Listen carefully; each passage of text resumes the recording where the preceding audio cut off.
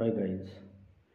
English एक बड़ा ही आसान सब्जेक्ट है और अगर थोड़ा सा ध्यान से पढ़ेंगे तो आप बिल्कुल आसानी से पढ़ सकते हैं इसको।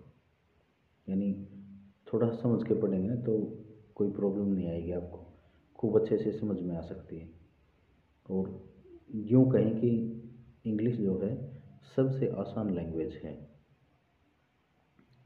आपको जो प्रॉब्लम आती है वो ये है कि जैसे सब्जेक्ट वर्ब एग्रीमेंट का आप ध्यान नहीं करते हैं। सब्जेक्ट वर्ब एग्रीमेंट का अगर ध्यान करेंगे तो निश्चय ही आपको बहुत अच्छे से समझ में आ जाएगी। सब्जेक्ट वर्ब एग्रीमेंट है क्या, केवल इस चीज़ को समझ लें। सब्जेक्ट वर्ब एग्रीमेंट यानी किसी भी सेंटेंस में वर्ब जो है वो हमेशा सब्जेक्ट के अनुसार होती है, दोनों का कॉम्बिनेशन होता है। अगर सब्जेक्ट सिंगुलर नंबर है तो वर्ब भी सिंगुलर नंबर है, अगर सब्जेक्ट प्लूरल नंबर है तो वर्ब भी प्लूरल नंबर है। अब वर्ब जो है वो सिंगुलर प्लूरल कैसे हो सकती है?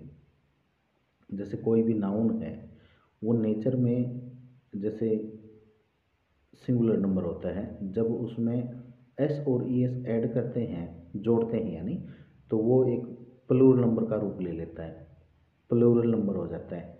इसी तरह से वर्ब जो है इसके बिल्कुल उल्टा है। वर्ब नेचर में प्लूरल नंबर होती है और जब उसमें एस और ई एस हम ऐड करते हैं तो वो सिंगुलर बन जाती है। तो जब भी आप अंग्रेजी पढ़ते हैं, उसका सेंटेंस पढ़ें तो उसमें सब्जेक्ट को जरूर देखें और वर्ब को देखें कि सब्जेक्ट क्या है और वर्ब क्या है। तो इस तरह से आप पढ़ेंगे तो ध्यान से आपको अच्छे से समझ में आ जाएगा। दूसरा, जैसे कुछ नाउन ऐसे होते हैं जो स्वभाव से यानी नेचर से प्लूरल नंबर ही होते हैं, वो सिंगुलर नहीं होते और उनके साथ हमेशा प्लूरल वर्ब भी आती है। जैसे हम बोलते हैं सीजर, जबकि सीजर नहीं हो, सीजर्स होता है। Scissors, SCISSORS, scissors. Pincers, pliers, tongs, pants, spectacles, spectacle नहीं स्पेक्टिकल्स, गॉगल्स, बिनोक्यूलर्स, ये वो वर्ड्स हैं, यानी वो वर्ड्स हैं जो नाउन होते हैं और हमेशा ये प्लूरल नंबर ही होते हैं और इनके साथ हमेशा सेंटेंस में प्लूरल वर्ब भी आती है। जैसे बिनोक्यूलर्स है, पिंसर्स है, प्लायर्स, प्लायर्स नहीं होता, उसके दो मुंह होते हैं। चश्मा जो होता है स्पेक्टिकल्स, उसके भी अलग अलग टू पार्ट्स होते हैं, तो वो प्लूरल नंबर ही होता है।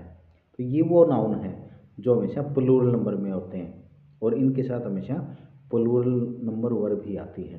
तो ये है सब्जेक्ट वर्ब एग्रीमेंट का खेल है सारा। तो थोड़ा सा उसको पढ़ेंगे तो आपको आसानी से समझ में आ जाएगा। आगे हम डिस्कस करेंगे कुछ ऐसे वर्ड्स होते हैं जो सिंगुलर भी होते हैं और प्लूरल भी होते हैं, यानी उनके साथ एस और एस जोड़ के उनको प्लूरल नहीं बनाया जा सकता। जिनकी जो शेप है वो सेम रहेगी और वो सिंगुलर के रूप में भी एज इट इज काम करते हैं और प्लूरल के रूप में भी एज इट इज काम करते हैं। तो आज आपने सीखा सब्जेक्ट वर्ब एग्रीमेंट होता क्या है, यानी सब्जेक्ट के अनुसार ही सेंटेंस में वर्ब आती है। अगर सब्जेक्ट सिंगुलर नंबर है तो वर्ब भी सिंगुलर नंबर ही होती है। तो थोड़ा सा इसको रिवाइज करके देखें।